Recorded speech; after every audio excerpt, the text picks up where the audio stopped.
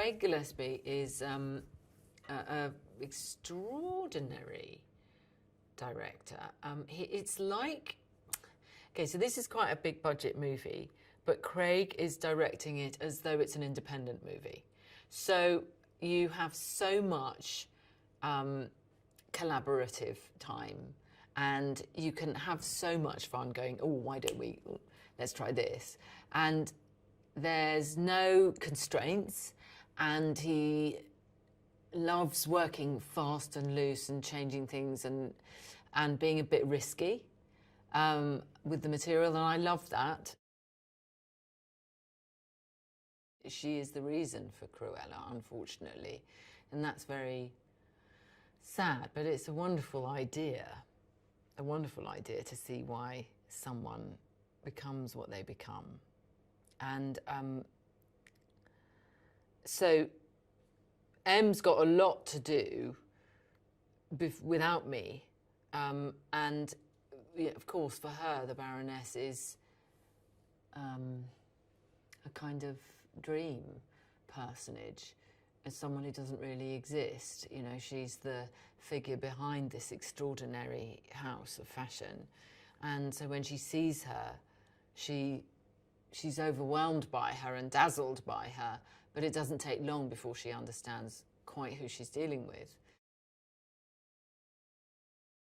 What drives her is not wanting ever to come second and not wanting ever to share the limelight with anybody else. So what drives her is her narcissistic and balefully difficult personality. You know, what drives her is a personality disorder, essentially.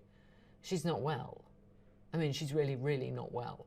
So, and that energy that comes from her, I mean, she's obviously a very, very, very creative woman, and brilliant. She's a brilliant designer. But then this other person comes along who's better and modern and hip and chic and young and everything she can't bear.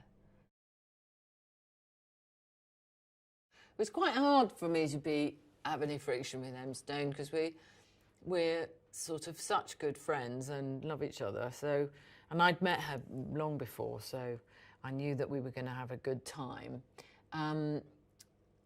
So yes,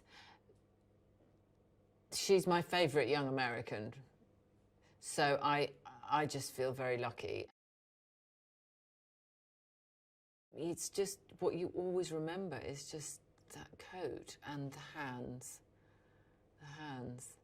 and the gloves and these huge eyes. So, I mean, Em's got these massive kind of car headlamp eyes, so she couldn't be more right for it, but also because she's her, you're very drawn to her, and that's very important. You couldn't make this film if you didn't really want to watch that person.